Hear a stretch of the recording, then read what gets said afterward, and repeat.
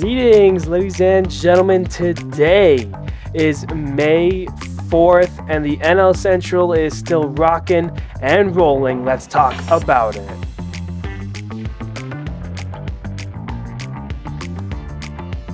Hello, everybody. My name is Steven. This is the middle of the order. How are we doing today, ladies and gentlemen? We are into the month of May now officially, with having our first series of the month wrapped up here. We'll announce that the player of the month for April, as well as that little bit in March, that will be done on Friday, so stay tuned for that next episode so you can go over all the great players that have started the year off on the hot side of things for both the AL and NL. But for this episode today, a pretty tame weekend, I guess you would say, for the beginning of May here. But with that being said, why don't we just jump on into our series recap. Leading us off, we have the Giants and the Rays. Yandy Diaz and Junior Caminero both homering in this game, 3-0 Rays. In Game 2, Jonathan Aranda, he hits a 2-run single that put the Rays up 4.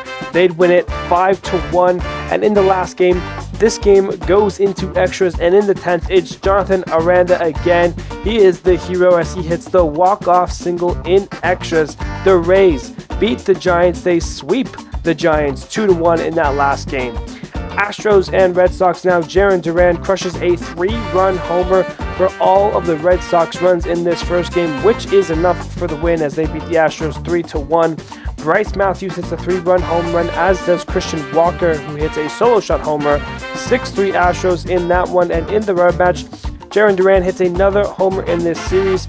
We go to extras where Cam Smith hits a single off the green monster that plates 2, and the Astros hold the Red Sox in their half of the 10th for the win, 3-1 Houston, taking 2 of 3 from Boston. Oilers and Yankees now. This is a 4-game set. Jose Caballero, Ben Rice, they both homer in the second to plate 4 runs in the inning, leading the Yankees to a 7-2 victory. Cody Bellinger has a 2-homer game in Game 2 as Grisham goes deep for the Yankees as well. Pete Alonso homered in Game 1, homers again in Game 2, but the Yankees still win it 9-4. And in the last game, it's Ben Rice again, it's Aaron Judge, it's Jason Dominguez, all homering for the Yankees, who score 7 more runs in the 8th. They win it 11-3, with that 4th game coming today. Twins and Blue Jays. Ryan Jeffers, Brian Buxton, they both go deep as the Twins take the opener of a 4-game set, 7-1 the final. Buxton homers again in this series, and Kazuma Okamoto has his first career multi-homer game. He goes deep twice, 7-3 Blue Jays. Byron Buxton makes it 3 straight games with a homer for him. Lenyon Sosa and Miles Straw homer to tie the game and give the Jays the lead. Kazuma Okamoto hits his 3rd homer in the last 2 games. The Jays were down 1 entering the 8th. They scored 8, capped off by a 3-run home run from Brandon Valenzuela as the Jays win it 11-4. And in the last game, Okamoto does it again, homering in 3 straight games, and 4 of which in this series alone. However, the Twins scored 3 in the 5th, which was the difference in this game as they beat the Blue Jays 4-3 and split the 4-game set with them 2 apiece. Rangers and Tigers now. Danny Jansen would go deep in this game. Alejandro Osuna breaks a tie in the 8th with an RBI double. That's the difference in a 5-4 Rangers win. In Game 2, Dylan Dingler, a 3-run homer in the first, sets the tone, leading the Tigers to a 5-1 victory. And in that last game, Torkelson hits his 6th homer of the season. The Tigers score 4 in the 7th, beating the Rangers 7-1 and taking 2 of 3 from them in that series. Guardians and A's now. Rhys Hoskins goes deep as the Guardians score 3 runs in both the 5th and 7th innings, and that would lead them to an 8-5 victory. They'd come back for Game 2. Austin Hedges going deep, David Fry going deep, Kyle Manzardo going deep for the Guardians. Shea Langoliers has a 2-homer game for the A's, but the Guardians roll past in a 14-6 win. And in the last game, it's Colby Thomas, it's Zach Geloff, and it's Tyler Soderstrom all going deep for the A's. 7-1 the final to avoid the sweep from Cleveland. Royals and Mariners now. The Royals scored 4 in the first and had the Italian guys, Vinny Pasquantino and Jack Caglione, go deep for the Royals. The Mariners would tie it with home runs from Julio, Connor Joe, Randy Arozarena, and one more Julio bomb for 2 on the game to tie it. The Royals take the lead in the 8th with Lane Thomas getting the single. That is the difference in a 7-6 Royals win in that opener. For Game 2, Jack Caglione and the Royals tie it in the 9th. An RBI single from Jack sends us to extras where Miguel Garcia gets the sac fly to give them the lead in the 10th. Lucas Urseg shuts the Mariners down for the win, 3-2 Royals. And in the last game, the Royals rally for 3 runs in the 4th, good enough for the sweep, 4-1 the final. The Royals take all 3 from Seattle in Seattle. Mets and Angels now down 3. The Mets would rally and tie it as they scored 3 in the 6th. And in the next inning, it's Ronnie Mauricio. His solo shot puts the Mets up 4-3, and that was the final in that game. Into Game 2 we go, and into extras we go in this game. With the bases juiced, Oswald Peraza is the hero. He gets the walk-off single as the Angels defeat the Mets 4-3. And in the run match, it's Mark Vientos, who has a 2-homer game, picks up 4 RBIs in a 5-1 Mets win, taking 2 of 3 from the Halos. Phillies and Marlins are in a 4-game set. Bryson Stott hits a 3-run homer in Game 1, and that was the difference. The Marlins, though, scored 4 unanswered late to make it a 1-run game, but could not finish the comeback. Phillies hold on to a 6-5 victory. Xavier Edwards hits his 2nd home run of the season to help the Marlins to a 4-0 win. Then the Phillies scored 6 runs in the first in that 3rd game, capped off by another Bryson Stott 3-run home run in this series. Phillies win it 7-2. They've won 2 of the 3 with Game 4 happening later today. Brewers and Nationals. The Brewers held the Nationals to just 2 hits in this first game, leading them to a 6-1 victory. In the second game, the Brewers scored 3 in the first and would roll on from there, going to a 4-1 victory. And in the last game, it's Nazman Nunez who gets a 2 RBI day that would help the Nats avoid the sweep over the Brewers as they beat them 3-2. Reds and Pirates played a bit of a funky series, and it was pretty one-sided for the Buccos. Brian Reynolds, Henry Davis, Marcell Ozuna, and Henry Davis again. 4 Pirate home runs. Henry Davis a 2-homer game. It's a 9-1 Pittsburgh win. In Game 2, the Pirates scored 5 runs in the first. They added 5 more in the second, and for good measure, put up 5 more in the fourth. The Reds did them no favors as well, walking 7 straight batters in the process. They went on to win 17-7. And in the last game, O'Neal Cruz, an RBI single in the 8th, is the only run in this one. 1-0 Pittsburgh. The Pirates take the sweep against the Reds. D-backs and Cubs now. The Cubs scored 3 in the first, add with 3 more in the fourth. The D-backs comeback falls short. Cubs hold on to a 6-5 victory. In Game 2, Ian Happ hits his 8th home run of the season, helping the Cubs to a 2-0 victory. And in the last game, it's Moises Ballesteros with his 6th home run of the season. It's an 8-4 Cubs win as the Chicago Cubs sweep the Arizona Diamondbacks. Dodgers and Cardinals now. How about Nolan Gorman and Alec Burleson both going deep in a 7-2 Cardinals win? Then it's Jordan Walker in the second game. It's his 10th home run of the season, which is helping the Cardinals to a 3-2 victory and the series against the Dodgers. In that last game, though, Justin Robleski continues to be an unsung hero for the Dodgers. Another surprisingly impressive outing with no strikeouts, but still 6 scoreless, 4-1 Dodgers the final. They avoid the sweep to those pesky Cardinals. Braves and Rockies now. The Braves would rally from down 6, scoring 8 unanswered, finishing off with a go-ahead 2-run home run from Michael Harris II in the 9th inning as the Braves come back for an 8-6 victory. Drake Baldwin has a game, picking up 4 RBIs as well as a home run as he is joined by Austin Riley and Matt Olson, who also go deep in this game.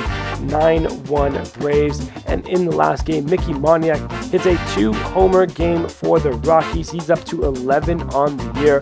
But Jonah Heim and Jorge Mateo both go deep for the Braves, who scored 3 runs in an inning 3 different times. They go on to win it 11-6 and sweep the Rockies. Last but not least, we have the White Sox and the Padres. The White Sox scored 6 in the second, capped off by a 3-run home run from who else but Munetaka Murakami. In this game, he goes deep. Colson Montgomery joins him, his 9th homer of the season.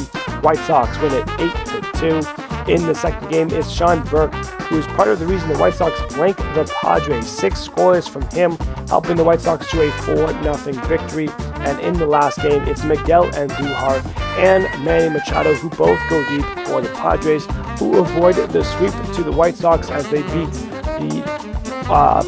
the White Sox in that game 4-3 the final. White Sox taking 2 of 3 from the Padres, and that's your series recap. All right, now let's get to the game of the weekend. We are going to Colorado for the Braves and Rockies, game 1 of the series. Bottom first, the Rockies came out swinging. Hunter Goodman, a ground rule double, puts the first run on the board here.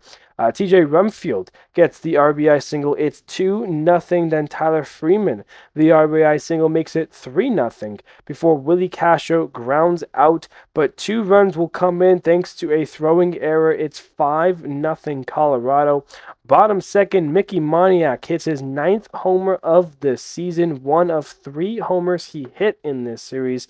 It's a solo shot, makes it 6-0 Colorado after 2 innings. But this game is long, and the Braves start their scoring in the top of the 4th as Matt Olson clubs his 10th homer of the season to put the Braves on the board. It's 6-1. A couple innings later, it's the top of the 7th where Jonah Heim would ground out, but Riley comes in to score. It's 6-2. And then in the 8th, this is where the magic happens.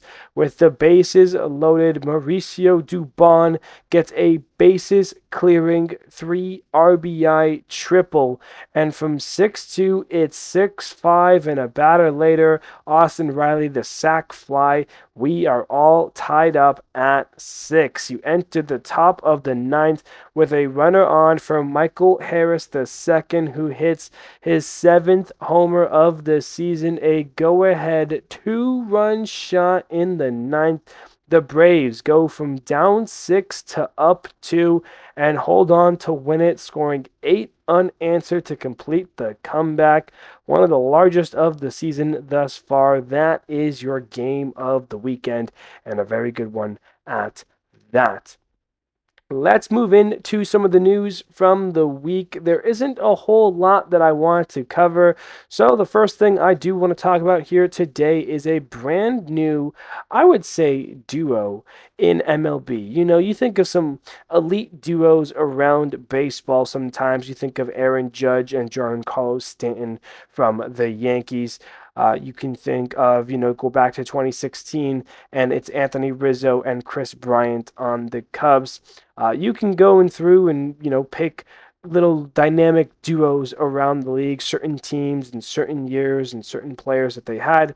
Well, I got to say, there is 2 players that keep coming up more and more, and I'm starting to say that this is the newest duo in baseball to watch out for. Who knows how long it will be around, but you got to look at the Chicago White Sox team here and look at the 2 lefty mashers they have.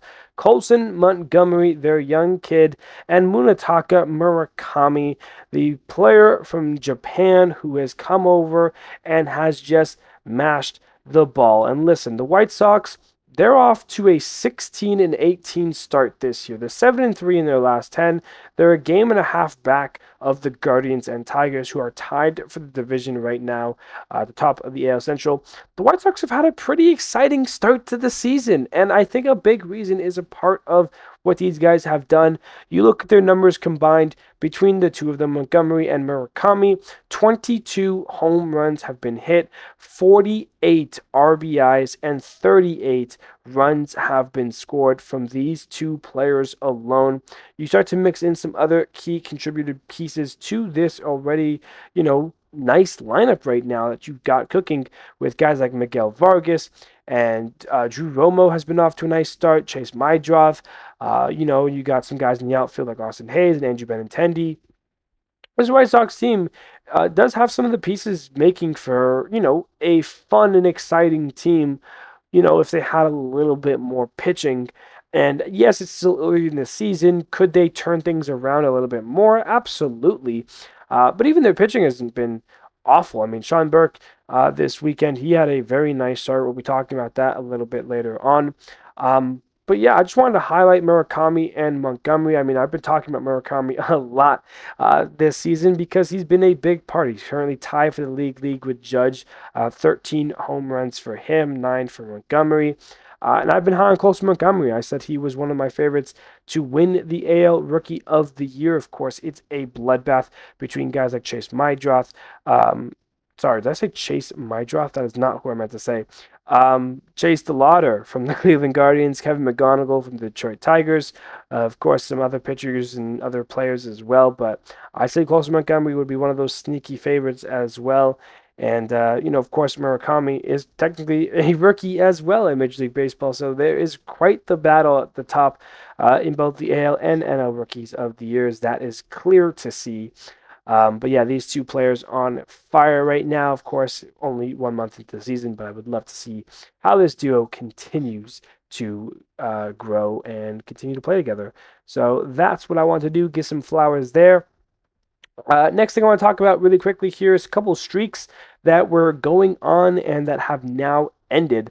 The first one being from the Diamondbacks, Ildemaro Vargas, the veteran, 10-year career. He stays with the team, always finds a way onto a Major League roster here. He was on a pretty impressive hitting streak all the way up to 27 straight games with a hit. How about that from Ildemaro Vargas? You got to go back in the last 15 seasons. I think Whit Merrifield, who had a streak of 31 straight games, I think 2018, 2019 era. That is still the longest MLB streak I've ever seen for a hit streak. But Ildemaro Vargas, what a streak it was. 27 straight games, absolutely on a tear, and unfortunately ends there. So that is one streak that is now over. Another one belongs to Nick Kurtz, who became the first player since Barry Bonds back in 2002 and 3 to walk in 20 straight games. That's right, the big Amish was drawing his walks out night after night, day after day for 20 straight games.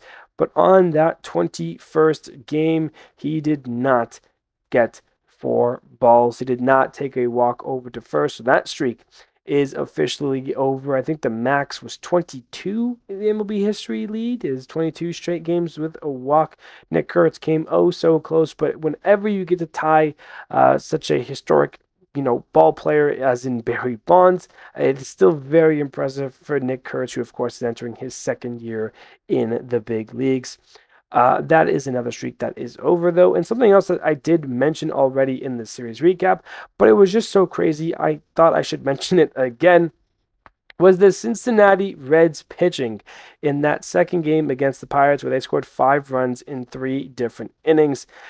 The Reds helped them in one of those innings by walking not 1, not 2, not 3, not 4, not 5, not 6, but 7. Yes, that's right, 7 straight batters. And it wasn't even like long pitch at bats, battling, fouling off, and eventually losing it. No, some of those walks were just 4-pitch walks. Just nothing was hitting the zone. It was a very tough inning. And when you think about 7 straight walks, walk 1, walk 2, walk 3. Okay, bases are loaded. Walk 1, 4th one. Now 1 runs in. Walk a 5th one. Now another runs in. Walk a 6th run. Like, what are we doing? Like, the Reds just gave up some runs. The Pirates I mean, the Pirates won it 17-7. They were still up 10 regardless, but the Reds giving away. If you're wondering, wow, 7 straight better, that's got to be an MLB record. It is not. It ties an MLB record. That is 43 years old. 43 years ago, a team pitched 7 straight walks, and the Reds did that again this weekend. So pretty cool history there. History tends to repeat itself, and it did so here this weekend with the Reds pitching. Not the kind of history you'd want to repeat, mind you, but is the one that got it today. So that is the updates there for you guys here.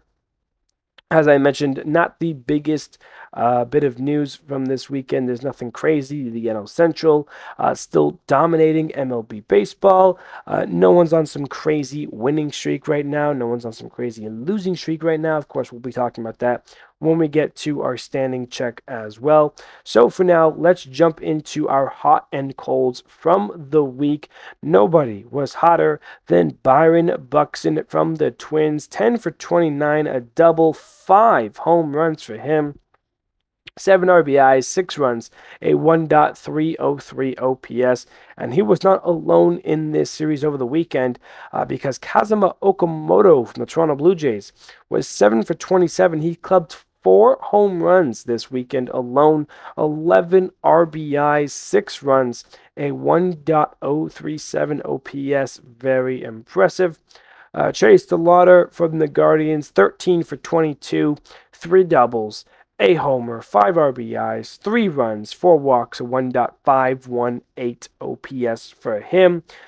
Shea Bangaliers, 9 for 21, 2 doubles, 3 homers, 4 RBIs, 5 runs, a 1.497 OPS. And coming in behind him, it's the rice cooker, Ben Rice, 9 for 22, a double, 3 homers, 6 RBIs, 5 runs, a 1.344 OPS there. You flip the pillow, you get to the cold side. These 5 players had a tough week. Matt McLain headlines it here, 2 for 22 with 8 Ks. Sal Stewart, 2 for 24 with 4 Ks. Dalen Lyle, 2 for 23 with 9 strikeouts. Not good, but also not good was Zach Neto, who was 2 for 24 with 14 strikeouts, while Matt Chapman was 2 for 24 with 12 strikeouts. These 5 players did not have fun weeks. They'll look to turn it around this week. Moving on here, let's get into some injury updates from the weekend here, things that got awry, and one of them is very unfortunate. It's Ronald Acuna Jr. from the Atlanta Braves. He will end up on the 10-day IL with a strained hamstring. The Mets, Ronnie Mauricio, I mean, he had a clutch home run for them to help them win one of the games against the Angels this weekend. He now lands on the 10-day IL after fracturing his left thumb. He will miss at least 6 to 8 weeks. Herman Marquez from the Padres, 15-day IL stint for him. Forearm nerve inflammation. Brandon Woodruff on the 15-day IL from the Brewers with shoulder inflammation. And he is not alone because Yusei Kikuchi from the Angels lands on the 15-day IL with shoulder inflammation as well. Matt Brash on the 15-day IL with lat inflammation.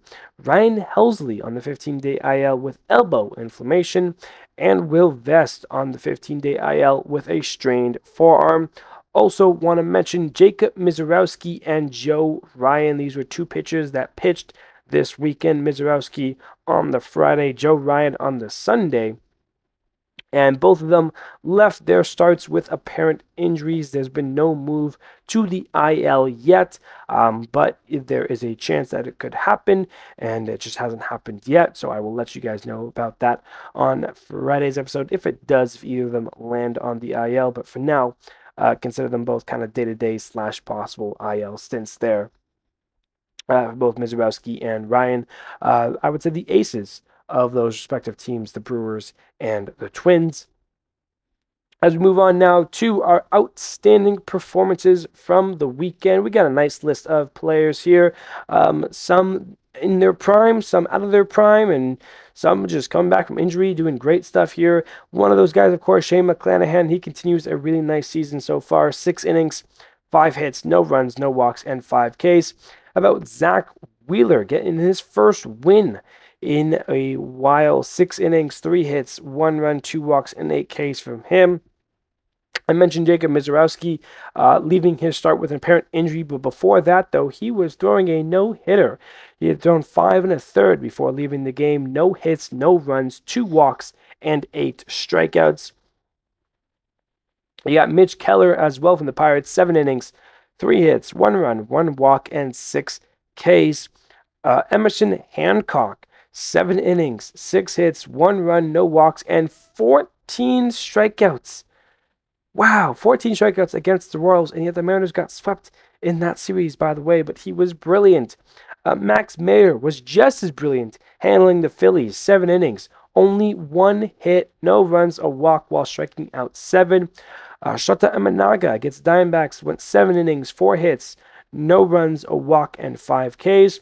Chris Sale destroyed the Rockies, 7 innings, 3 hits, 1 run, 3 walks, while striking out 11 Colorado Rockies. Sean Burke, mentioned him earlier from the White Sox, 6 innings, 4 hits, no runs, a walk, and 8 Ks. Clay Holmes, 6 innings and 2/3, 4 hits, 1 run, 3 walks, and 6 Ks.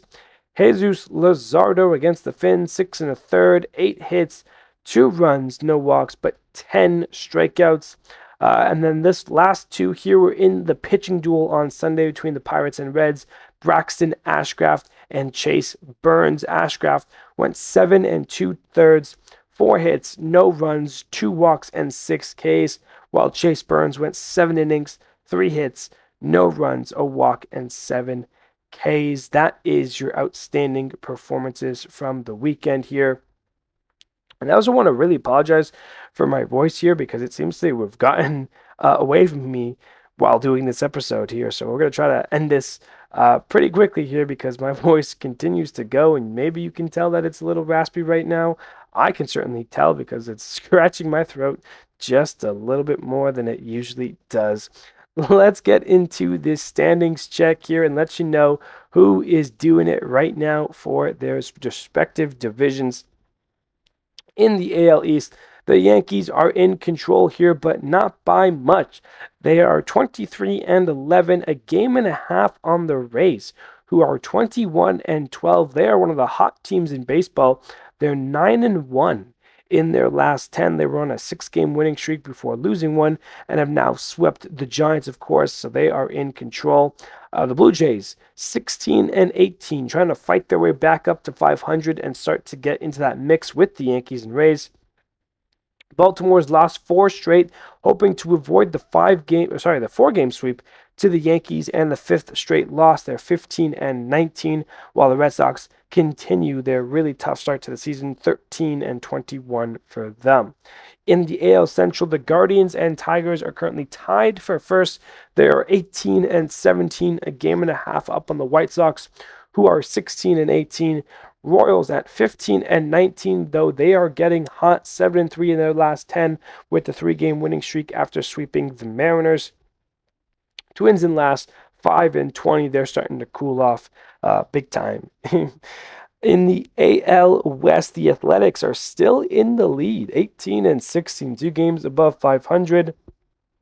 While the Rangers are 2 games back of the Athletics and 2 games below 500 at 16-18. Mariners 16-19, half a game behind the Rangers. Astros 14-21, while the Angels are 13-22. They are 2-8 in their last 10 and have cooled off in a big way as well. In the NL East, it's still the Braves, who are not only the best team in baseball, but they are also got the biggest divisional gap still.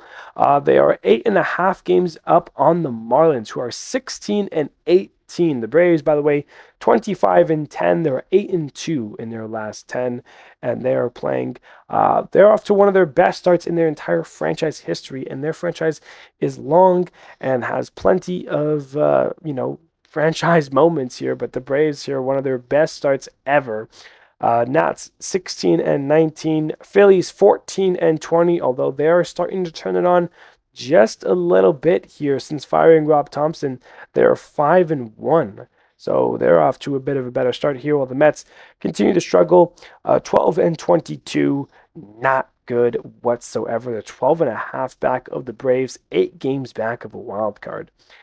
In the NL Central, you got 5 teams here, all still who are above 500. The Cubs on a 5-game winning streak after sweeping the Diamondbacks 7-3 in their last 10. They're 22-12 and sit comfortably in first place, with the Cardinals and Reds tied at 20-14, both 2 games back of the Cubs. Of course, the Reds took a bit of a hit as they just got swept by the Pirates, who are 19-16 and are last in the division on the 3-game winning streak, while the Brewers are in fourth at 18-15. So the Pirates have played 2 extra games, won 1 and lost 1, which is why the Brewers are ahead of the Pirates in a very close NL Central race between those 5 teams there. Meanwhile, in the NL West, the Dodgers have been kind of playing 500 baseball. They haven't really won a series in a while here. Luckily for them, nobody else in the NL West has taken advantage of it. The Padres have been losing a bunch. The Diamondbacks have lost 4 straight. The Rockies have lost 4 straight. The Giants have lost 6 straight. So the Dodgers right now at 21-13. They've now fallen behind the Cubs, but they still are first in their division. They're half a game up on the Padres, who are 20-13, who have not capitalized on the opportunity to jump the Dodgers. Diamondbacks 16-17, again, 4-game losing streak for them.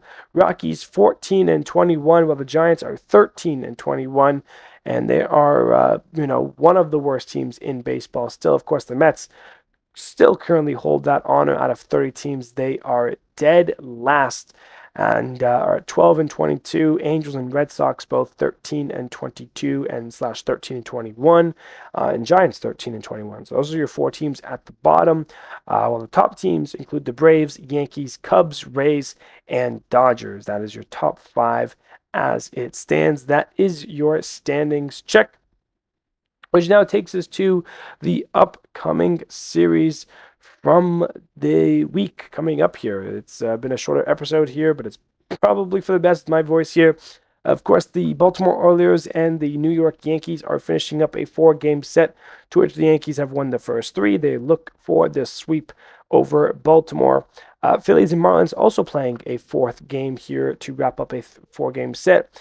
Phillies currently have a 2-1 advantage over the Marlins here.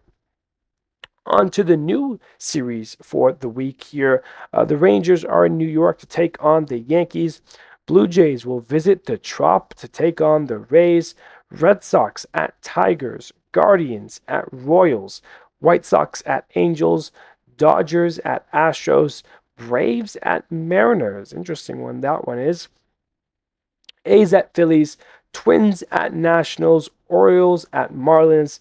Brewers at Cardinals, Reds at Cubs. Some big series there between the NL Central. Meanwhile, the Pirates get the Diamondbacks in Arizona. Padres and Giants and the Mets. They've got a series in Colorado against the Rockies. That will be a very telling series, depending on how the Mets handle themselves against Colorado. Ladies and gentlemen, that is going to do it for our episode here today. Much shorter than the ones we've currently been, the kind of pace of episodes we've been having, which is kind of a good thing. Again, not that much news. There wasn't much to talk about. But as I did mention, my voice kind of left in this episode. You could maybe, if you listen close, you can kind of tell where it kind of left.